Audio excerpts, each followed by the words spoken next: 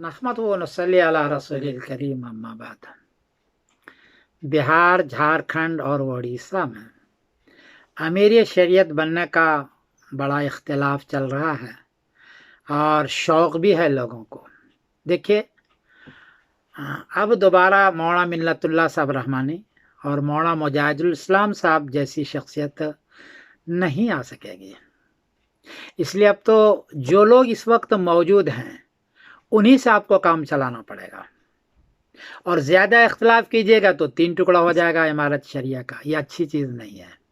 इसलिए मेरी एक नाक़िस राय है, बहुत ही नाक़िस, कि मौलाना खालिद सैफुल्लाह साहब रहमत दामत बरकातुहुम को अमीर शरीयत बना लें। लेकिन वो बहुत मसरूफ़ हैं, रहते भी हैं हैदराबाद में, इसलिए उनको अमीर शरीयत बना लें। सब उस पर मुत्तफ़िक़ हैं, उनको सलाहियत है।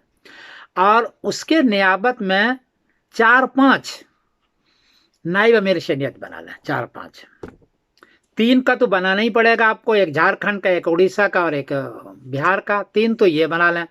और भी जो हजरात आप लोग समझते हैं कि फ़लाँ का भी हक़ है, फ़लाँ का भी हक़ है और मौजू शख्सियत है और काम अच्छा करना चाहते हैं, उनको भी नाइब अमीर बना लें।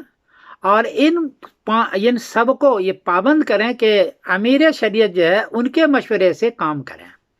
तो काम तो करेंगे नाइबीन, लेकिन उनके मशवरे से, अमीर शरीयत के मशवरे से। इसका फ़ायदा यह होगा कि सब मुत्तफ़िक़ हो जाएंगे, एक इमारत शरिया रहेगी और एक अमीर रहेंगे और सबको अपना अपना हक़ मिल जाएगा।